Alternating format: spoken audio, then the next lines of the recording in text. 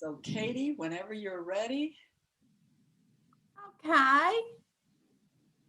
Welcome, everyone. We're so glad to have you in what now completes a year of Zoom Senior Hunger Action Team meetings. I think they've worked very well, and I hope y'all feel the same. We're glad to have you today for this hour and share with you what's going on in our community around hunger. So first thing we're going to do is review kind of some guidelines to because we are. Let's put it this way. I think everyone has learned that singing happy birthday on Zoom does not work. So with that, here are our usual guidelines.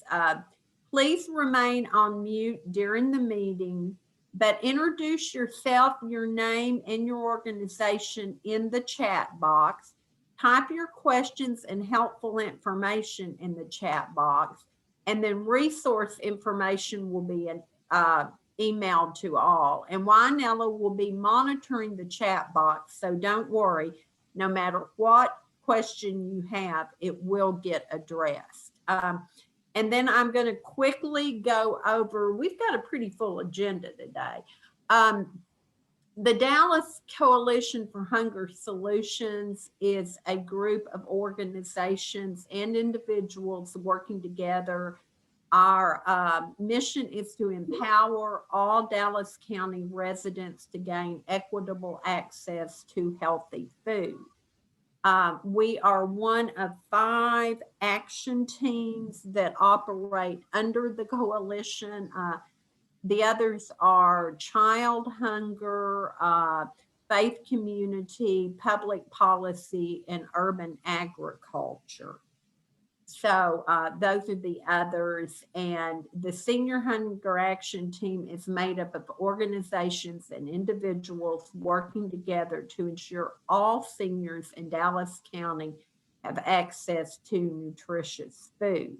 So we're so happy to have all of you with us. And at this point, I'm going to turn it over to Elena Priere, who is the chair of the SNAP Access Task Force.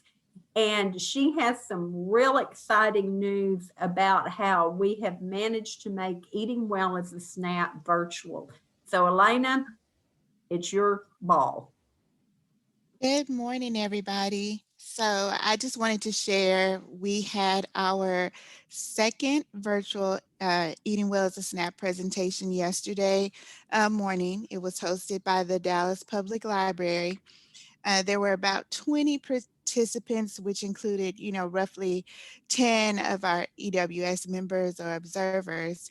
But our presenters were Stacy Coleman, Charlene Sims of the North Texas Food Bank for the SNAP education, Tammy Johnson with Empowering the Masses, delivered some great information and tips for nutrition education, and Mikhail Hart of the Office of Community Care of the City of Dallas provided a whole host of resources for the seniors available through his office. So we had fewer participants logged in than registered, but the audience was very engaged. We had participants share that they tried the muffin recipe and gave it a thumbs up. And participants also offered their own resources that they were aware of in the chat. And I received a couple of private messages regarding questions about the income limits for SNAP that I was able to answer for some of the participants. And so while, our presentations are designed and educated and to educate and engage seniors, often our observers also learn some information that they weren't aware of. So Vanessa Conley, she was one of the facilitators with the library. She stated that she learned a lot of new information regarding SNAP, and she sees herself making those sweet potato tots in the future. We had a winner for the gift card, and they have the opportunity to get that virtually or an actual card mailed to them. And then Ms. Wynella will be emailing them surveys to give them a chance to give their feedback and receive the EWS booklet and the link to the Easy Peasy cookbook. I think overall it was successful. Hiccups that occurred in the first one presentation, we did not repeat those for the second. And the library also stated they would love to host another presentation in the future. And they just want to, build on getting more seniors to be comfortable with joining the online programs. So it was really a great presentation, and everyone came together and did a great job. And I think it was kind of a win-win for all of us. I know the library is interested in having innovative new programming that they can work with someone else, collaborate with to put in. So, Yes. Wynella, are there any questions for Elena? No, I just appreciate that we are able to pivot and still bring this valuable information to seniors and helping seniors connect in this new time, helping them stay connected and informed. And I think if there is any word for 2020, it would be pivot. Yes. Which leads us to our next speaker. We're real fortunate to have the co-chair with me of the Senior Hunger Action Team, Mark Edwards, who's the program manager at Dallas County Older Adult Services. Mark came to us from the National Kidney Foundation, where he was a national program director. He says he is passionate about people, driven by purpose, and a leader by example.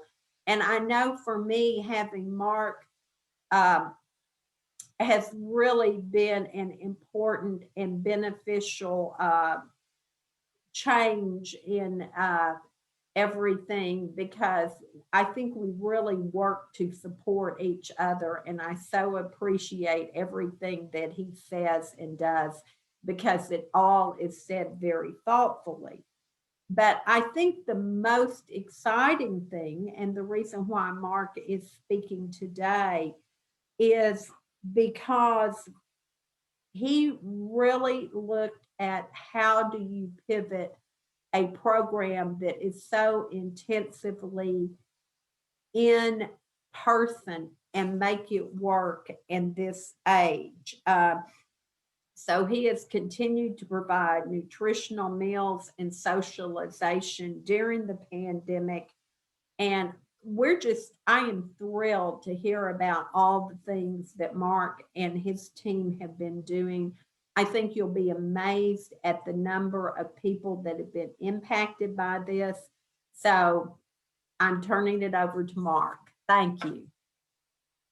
Thank you so much, Katie. That was a very kind introduction. Greatly appreciate your partnership and support. And again, as co-chair, I've learned so much from you and all the work that you do at the Senior Source. And I look forward to many more accomplishments in the days, months, and years to come.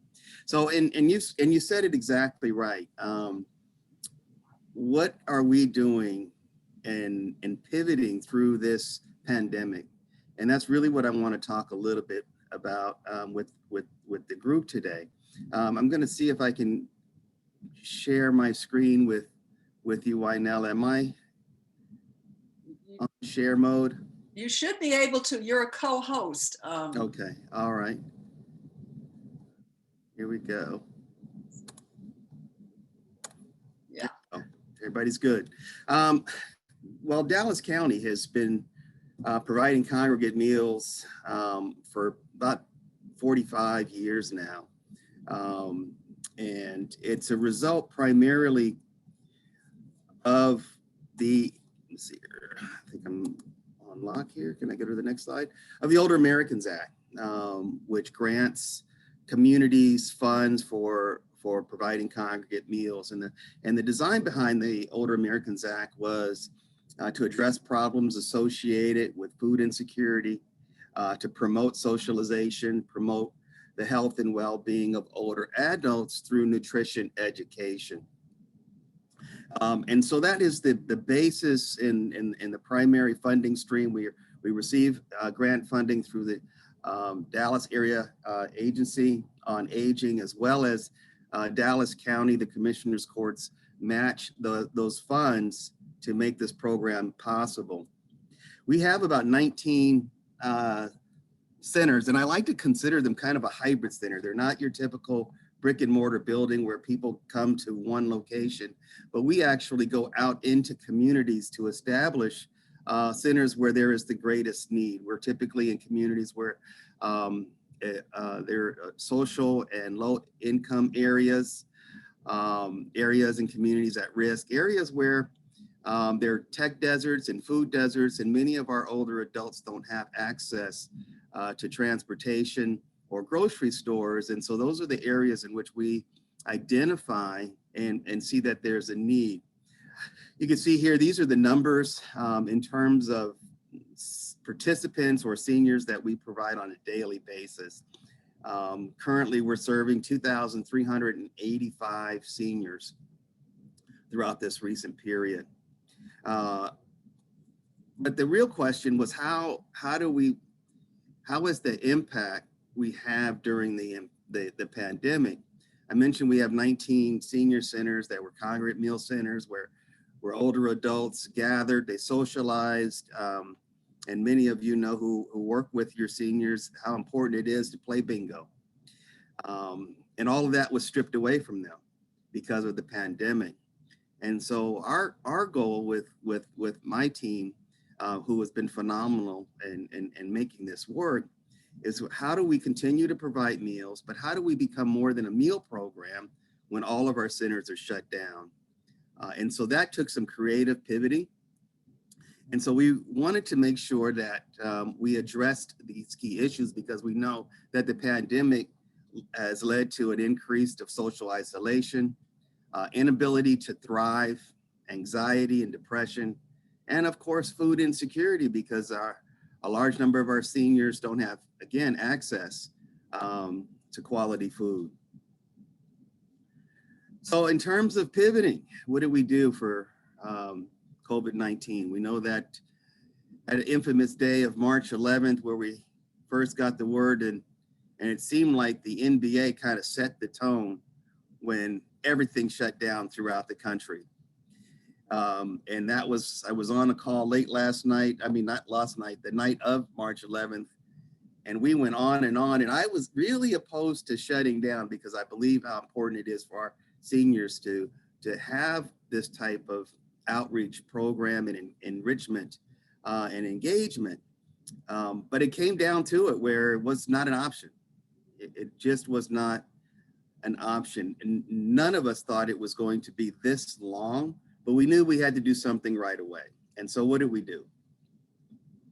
We immediately converted what our congregate meal program was and pivoted to a Meals on Wheels concept. We have a fleet of 16 buses here at the county that would ordinarily pick up our older adults, bring them to the senior centers throughout the county, and return them safely home. We then converted our fleet into a Meals on Wheels so that our drivers, our center managers, and our administrative team are all working in sync to coordinate this effort in getting and picking up meals, delivering to seniors' homes, and returning them safely. So this has been a tremendous pivot. It was outside of our scope, obviously, but with the commitment of our drivers, the commitment of our center managers, and the commitment of our administrative team, we've been able to pull it off, and we're still continuing to operate in this fashion. You can see here a couple of examples of what our outreach efforts look like. We make sure that there is social distancing. We have thermal thermometers, infrared thermometers on every bus. Every bus has PPE, as well as hand sanitizer and infection spray. So we really try to make sure that we're practicing all the CDC guidelines when we're doing meal delivery. And that gives you a little bit of an idea of what that process looks like. Since March, the infamous day of March 11th through January 31st, we've delivered 470,750 meals to our most seasoned citizens. In addition to that, and again, we talked a little bit about, we're more than a meal program because the socialization aspect for our community is dependent on us. And so our team makes certain that we're providing memory games, which to date, we've done 264,000 memory games. Our team is so committed that they're actually distributing games and puzzles on a daily basis to all of our seniors that are being distributed along with the meals. And again, to support our seniors in our communities, because many again lack transportation and access to other resources, we also provide hand sanitizer. We could have wellness calls on a regular basis. We've distributed over 6,000 masks. And we've expanded in some of those areas by providing fitness stretch bands, mental health kits, healthy snack kits, toiletries, insect repellent, and so the like. And I'll talk a little bit more about what that fitness stretch band looks like and how it's being used in our program today. But I also want to make sure how important it is to have community partners like the Dallas Coalition for Hunger Solutions. I'm hoping that more and more of the folks on today's meeting would get more actively involved in partnership with the coalition. How can we work more and more together? And so I want to share with you how Dallas County is working closely with the coalition. Elena talked a little bit earlier about the Easy Peasy recipe book. And our staff, Jara Fansler is one of the EWS trainers and presenters, and she does an outstanding job, not only in working in partnership with that program, but here at Dallas County, she's very instrumental in making sure that folks are signed up for SNAP, that outreach information has gone out. And so our team of center managers will go out, connect with our seniors, and begin the initial process of enrolling them in the SNAP program. And in partnership, one of the things that we've, and again, I think we talked a little bit about this earlier, is we're more than a meal program, understanding the importance of engaging our seniors in a social activity. And what we did, and thanks to my center administrator, Jeanette Manzano and Jara Fansler, created Telebingo. And Telebingo has been a huge hit with our community. And the reason we went with Telebingo versus Zoom or Microsoft Teams or any other of those web virtual meeting platforms is our community lacks the technology to access those formats. And so we were creative in understanding that by implementing a telephonic approach to Telebingo. And again, its design is to increase socialization. In partnership with the Dallas Coalition, we're providing nutrition education and doing SNAP presentations.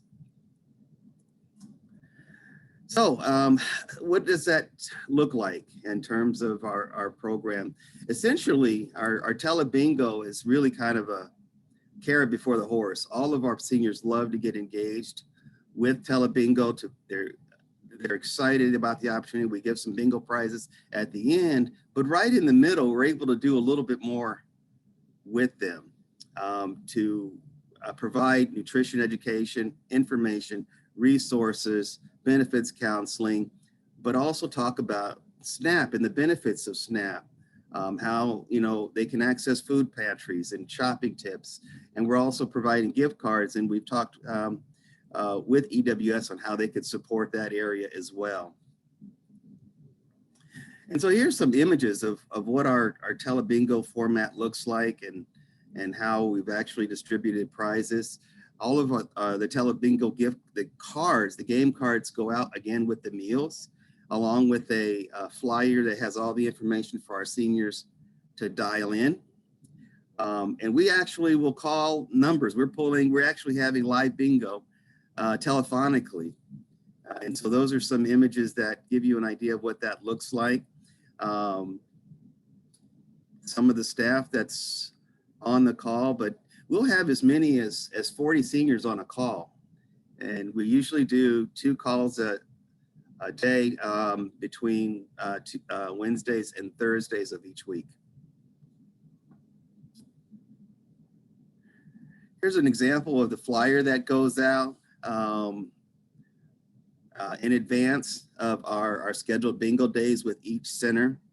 And you can see here that the phone number is very visible. It's very easy for our seniors to access, to dial in, to put in the conference call and join the call. One of the most exciting things for me and my staff is when seniors get on the call, they just start talking to each other, which they haven't been able to do. And so again, I can't emphasize enough the importance of pivoting and thinking outside the box and meeting your seniors where they are. And that's our goal here, is to meet them where they are. And here's an example of what our team is working on for the upcoming bingo, since it is Valentine's Day next week. I'd mentioned those stretch bands earlier. We provided all of our seniors with resistance bands and instructions on how to use them. There's some examples of some of the puzzle activities that we've provided for our seniors. But I mentioned, Telebingo gives us the opportunity to provide education, information, and inspiration. And part of that is some movement. We really focus on movement. Jeanette Manzano does a great job just doing some stretching with all of our seniors on those calls. And they love it. Again, these are just opportunities that you can also take back to your centers or create within your own community. This is an example of our schedule and our upcoming Telebingo with our EWS presenter. We're working at Jefferson, Emeritus, Glen Heights. We have centers at various partnership levels, from community colleges to Dallas Housing Authority, to the City of Dallas, City of Garland, City of DeSoto, City of Glen Heights. And our partnerships include faith-based groups, rec centers, Deaf Action Center, and so on. So that gives you an idea of how diverse our communities are and the centers that we operate out. One of the things that we also looked at, because we want to continue to meet the needs of our seniors, and the Texas Congregate Meal Initiative is a program, a pilot program that is being operated by or facilitated and conducted by Texas A&M. And they polled a number of community centers to try to identify a best practice that can be rolled out through other types of senior centers and communities. And so our proposed pilot program with TCMI was a self-check telehealth booth. What we thought we would do was, because COVID-19 and the pandemic really truly emphasized the gap between technology haves and have-nots and access to healthcare. And so in identifying that gap in an attempt to close that gap, we decided to pilot a program in bringing a telebooth to our centers. To each and every one of those 19 centers, we would have it set up with a blood pressure cuff, a BMI recording, and a laptop where participants who would not ordinarily have access at home could come to the center and have access to a doctor on demand or a telehealth visit with their physician. And the goal of this is to provide health and wellness education and nutrition as part of the program, provide seniors with resources to monitor their own health, provide seniors an opportunity to improve their health, entry points to various health and wellness resources. And again, as I mentioned, to have access to telehealth, such as Doctor on Demand and virtual healthcare visits. So that's one of the things that we're working on. That's sort of what that program is designed to look like. We're excited about that pilot and what it's going to look like going forward. We think that this is also something that many seniors could incorporate in their existing programming without it being with it being cost effective. So that's really what I wanted to highlight today. I didn't want to take up too much time, Katie, but I wanted to talk about how important it is to partner with the Dallas Coalition, talk about the importance of how you can incorporate SNAP and EWS in the work that you're currently doing, and really emphasize how you meet seniors where they are by being creative and coming up with ideas like Telebingo. And so at the end of the day, our goal is to ensure that our older adults in Dallas County are active, independent, and healthy. So I want to thank everybody for their time. I can certainly give my contact information in the chat if anyone wants to contact me directly or has any questions on how we can partner. Thank you, Katie. Thank you, Mark. Juanella, do we have any questions? I've been monitoring the chat and I don't see any questions. We have time. If there's anybody in the meeting who'd like to unmute and pose a question, why don't you do that at this time? I have one. Is enrollment in this program strictly income-based? Hi, Susan. How are you? Hi. Were you asking that question to me? Yes. Okay, none of our programs, no. The answer is no. None of our programs are income-based. It's age 60 and above. Okay, because I know seniors that are lonely. They're not economically challenged, but that doesn't mean they're not lonely.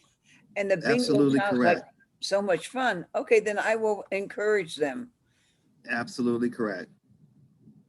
Mark, And Mark, Yes. I was going to ask, oh, so in the case where Susan knows seniors who might benefit from your program, how do they connect to your program? How would they, if they weren't involved before, if they weren't in, because they have to be enrolled, right? Yes, they do have to be enrolled. We do an intake on all of our seniors. They have to be enrolled. You can. It's very simple. You can call you can call Dallas County, and I'll give you the number, and I'll put it in the chat as well. The number for older adult services is 214-819-1860.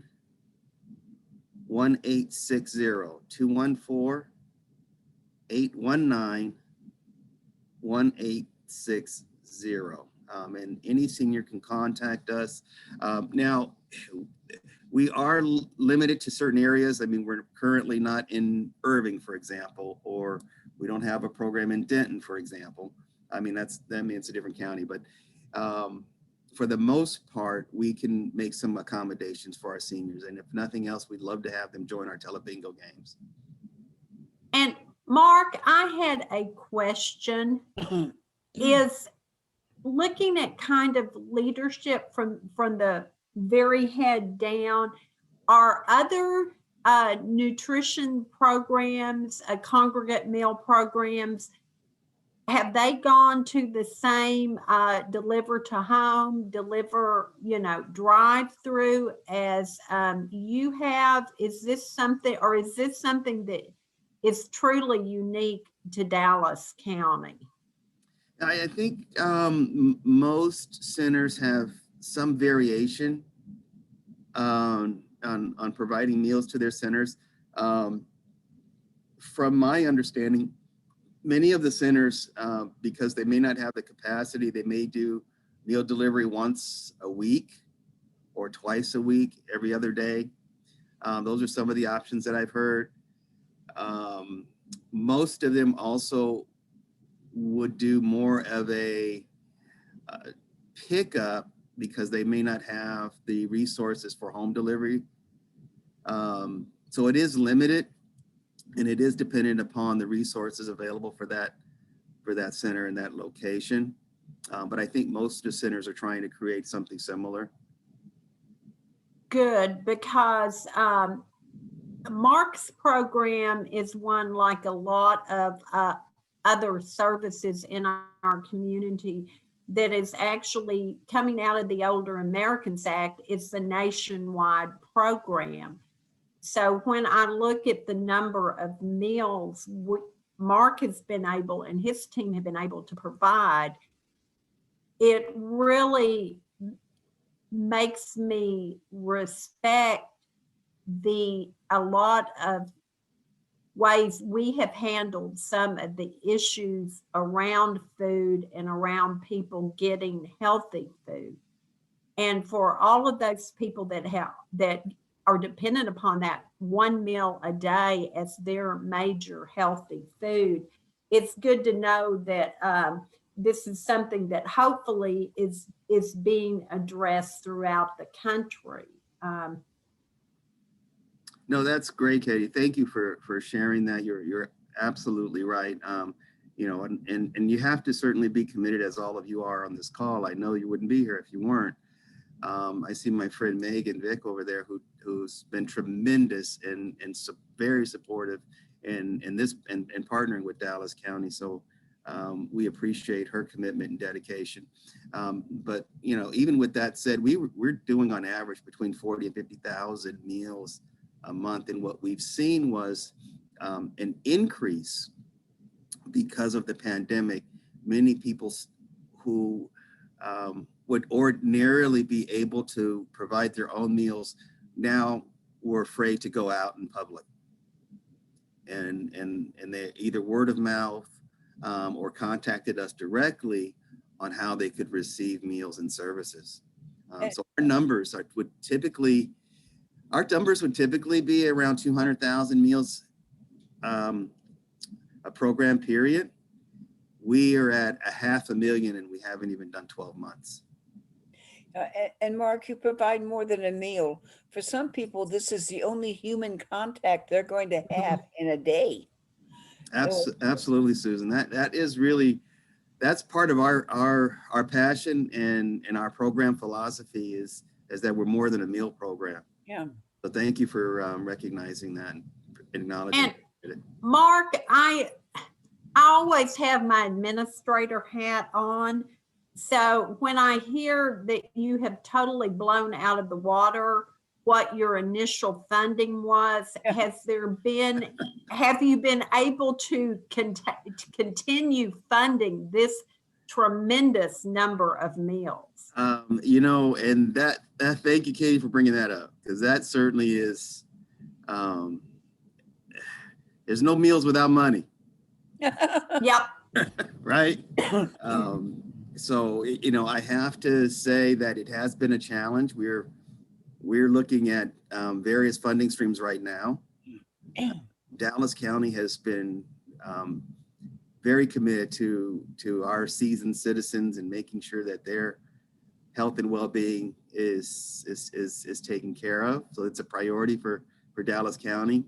Our funding agency, our grantor, the Dallas Area Agency on Aging,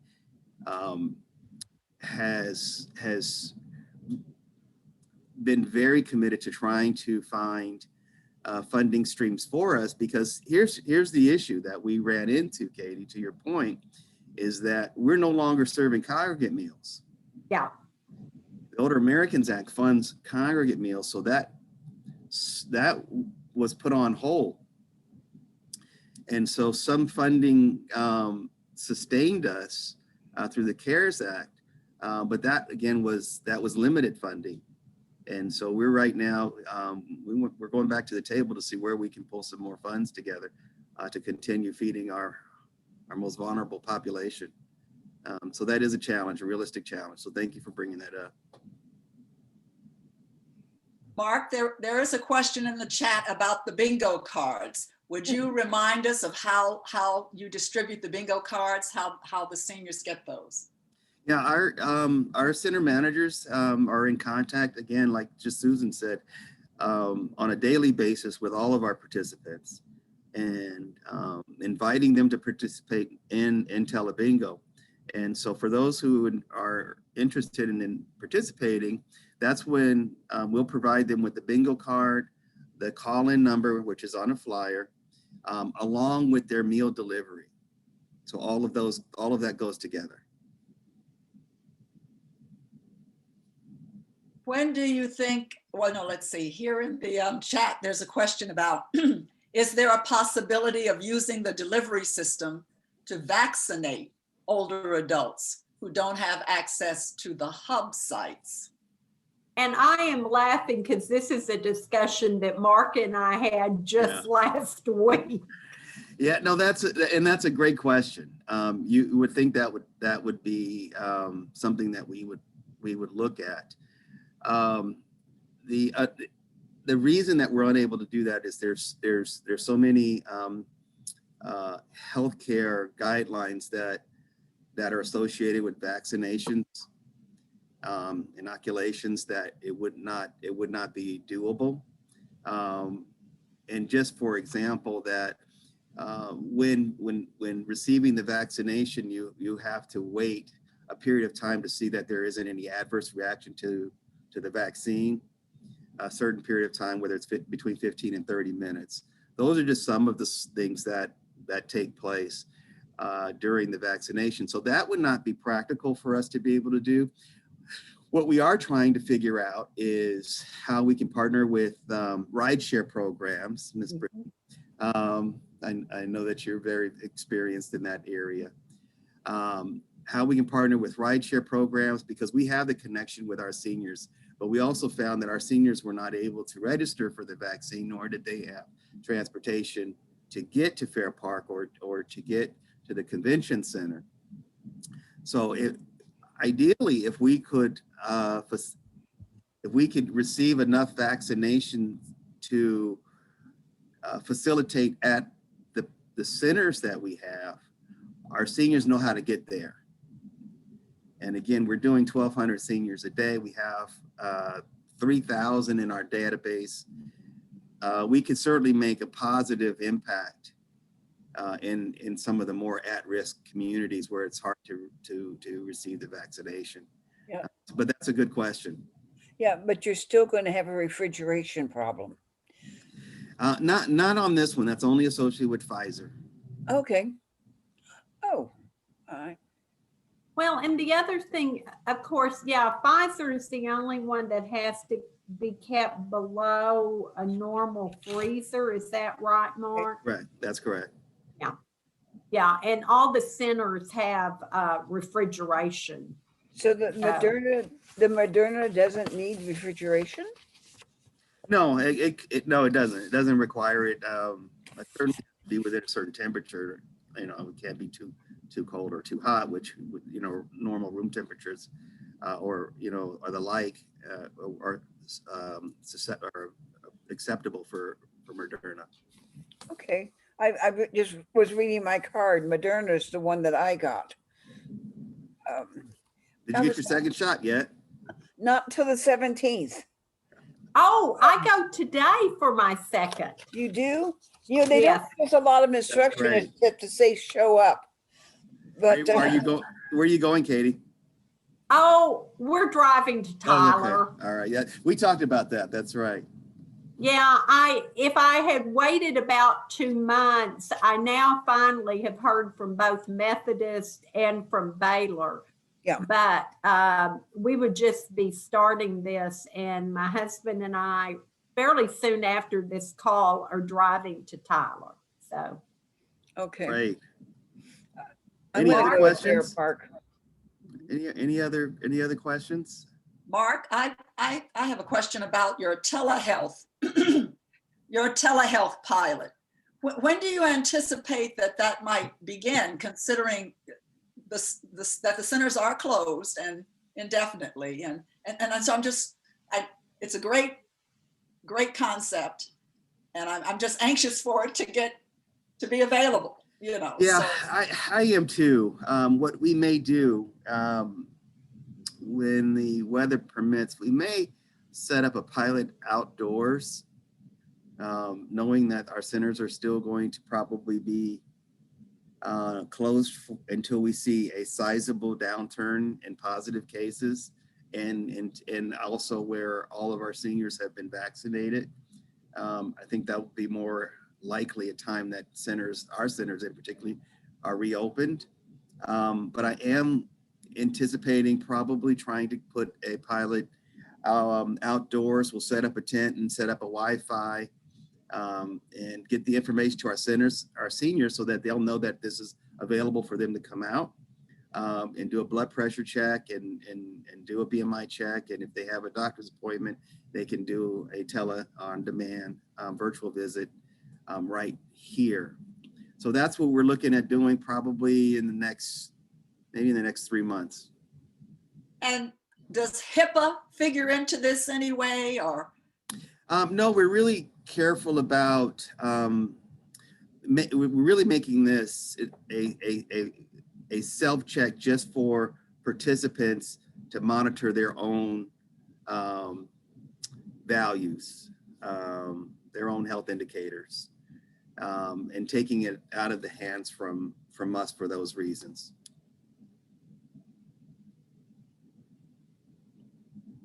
Well, are there any other questions that any of you in the meeting might want to ask? I want to thank Mark for all you do, because you are the advocate for the seniors. You don't let us be forgotten, and it's appreciated. So thank you. Thank you, Susan. Thank you very much. And I only have one more thing to say. Mark, please, if there is anything any of us can do in regard to advocating for keeping the funding going for your programs, please let us know. I think this group is very committed to seeing that older adults have meals, and that's a great example of a way to provide service. Thank you, Katie. And I think now we are going to go to more advocacy. Very exciting news. I know a lot of you participated in our educational programs that we had in September and October, and one part of that was what we can do to be a voice for food insecure people. And we have a rare opportunity this year. This is our Texas legislative session. As someone once said, it's a little like watching sausage be made. You really don't want to participate. You really don't want to look too closely. You just like the end effort. And one of the end efforts that looks like it is going to be very positive this year is the change in the SNAP requirement, so that older adults would only have to be certified once every 36 months. Now, they do, both of the bills, which I read yesterday, and they're very short, so they're easy to read, do call for kind of a 12-month check-in, and they do have to let them know if their income increases. As we all know, the only time our older adults' income increases is when they get their cost of living increase from Social Security, and that's not going to keep them off. But I wanted to give you the bill numbers and encourage you, if you know any of anyone in the legislature, to get in touch with them and tell them you support these bills. The Senate bill is Senate Bill 224. It is a bipartisan bill that was introduced by our own Royce West here in Dallas, and Senator Perry from Lubbock. And I know we have had him on some calls. He is very interested in hunger. He is a Republican. This is the perfect kind of bill. No one should have a problem with it. And then the House bill is 701. It was introduced by Representative Wally, W-A-L-L-E, from Houston. They're identical bills. They were both filed the same day. They were filed December the 2nd. They are still very early in the legislative process. So, you know, my feeling is the advocacy needs to be tied around, get them out of committee, vote on them, you know, make sure that this bill goes to the governor for his signature. Because really what happened last year is we ran out of time. And unfortunately, in the legislative process, even the middle of February, you can worry that we want those things to be moving forward. But do let your elected officials know that you support Senate Bill 224 and House Bill 701. I think it's wonderful that they were filed in December. It really says a lot for the interest in the community. I know this is something that is very near and dear to the hearts of the North Texas Food Bank. And I would like to encourage you to participate in this. This is something that that would make a big difference to our older adults. I mean, it's geared, that recertification is not logical for people whose income doesn't change. I understand with families, with working people, yes, your income can change. You can be eligible one day and not eligible the next.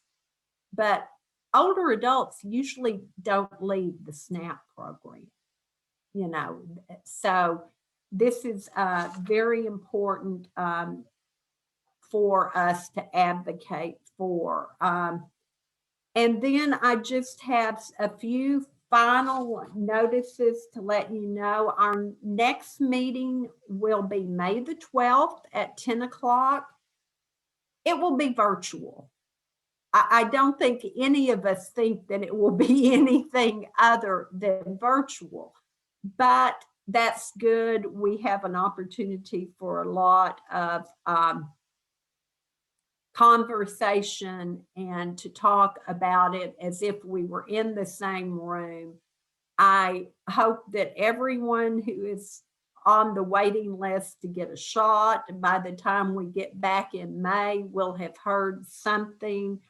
And if you have any ideas for future topics or potential collaborative opportunities, please contact me, contact Mark, contact Wyanella, and that you can follow the DallasHunger.org on social media. So we have a dash. There are Facebook posts and lots of ways that Twitter that you can be involved in that.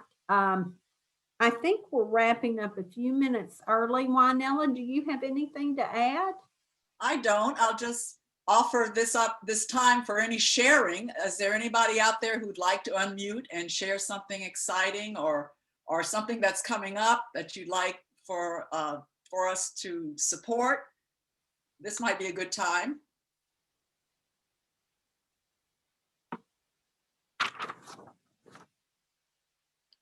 Wyanella, I just wanted to highlight the Texas Food Policy Roundtable Day of Action which is happening on Wednesday, February 17th on Senate Bill 224 and House Bill 701. I will send I'll put in the chat the kickoff event is Wednesday at 9 a.m. Central Time, and that's going to be a Zoom. But if you connect with Jamie Olson, who is with Feeding Texas, she's kind of the chair. She sent us a one pager. She sent us talking points, social media graphics, and a media toolkit. So I'll leave the Zoom in the chat, and then I'll put my email in the chat as well if you'd like me to forward you this email. And I can send it to you while now, so you can send it to other folks. Yes, thank you, Lupe. Introduce yourself, please. Yes. Hello, everybody. My name is Lupe Conchas, and I am with Bread for the World Texas. I'm the community organizer for Southwest, and I'm just really excited that there's so much movement happening on the statewide level, and just really happy to be here with all of you. Thank you. And it sounds like we should have had Lupe give the information about the two bills. So thank you so much. I know a lot of us will be interested in what happens with that. And did you have anything else you wanted to add? Did I misspeak on anything, Lupe? Because I do sometimes. Oh no, you were 100% great. You're the expert. I'm just here to support. Well, we need all the support we can get. Thank you.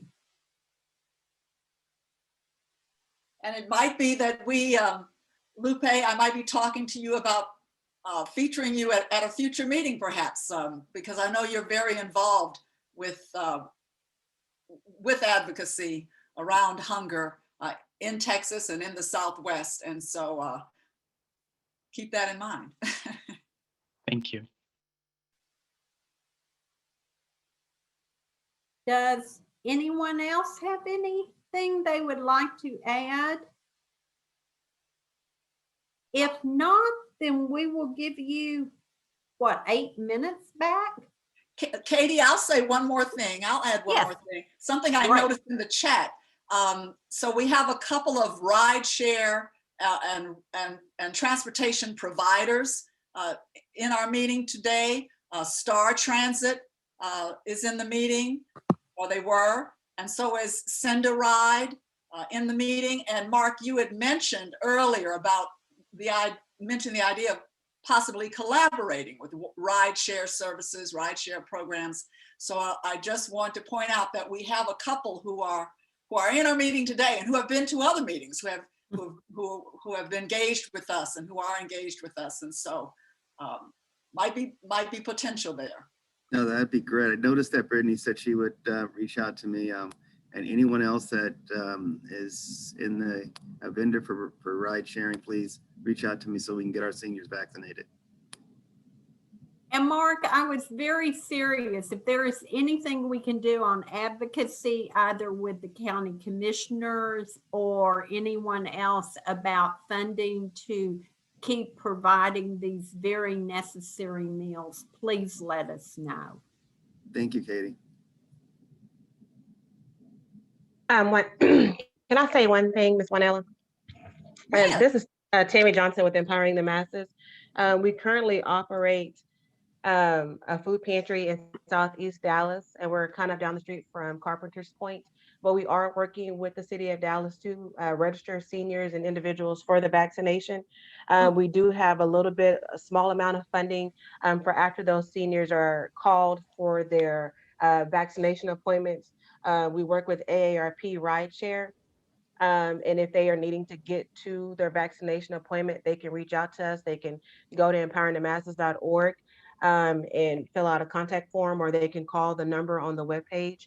And our intake specialist will schedule them a ride to get to and from their vaccination appointments if needed. Again, we have a small amount of funding, so we're using it to get individuals to those vaccination appointments. Can I make a quick comment real quick? From my understanding, and thank you for sharing that, Tammy, there are a few organizations that have stepped up like yours. One of the things that I would encourage seniors is that if they're because it's almost like going down a rabbit hole to register on for the vaccine for our seniors in Dallas County. Just show up. Just show up. If you have seniors that can get there, just show up and don't wait for the registration process, because you'll get lost in it. And now that they are going to Methodist, one of the things that I was a little concerned about, it's going to be very difficult for older adults that are not patients of doctors Right. at Methodist, That's is correct. you have Same to with set Baylor. up my chart. Yeah, Yeah. but at Methodist, there's signs all over the area that says, don't come if you don't have an appointment. Yeah. I mean, I drove And- by it yesterday and there's not an area that doesn't have that sign posted. Yeah. And I'm referring to Fair Park. Yeah. I'm referring to Fair Park. And my understanding is also now that they've lowered the age limit to 55. But- You're definitely going to be a priority if you show up and you're 65.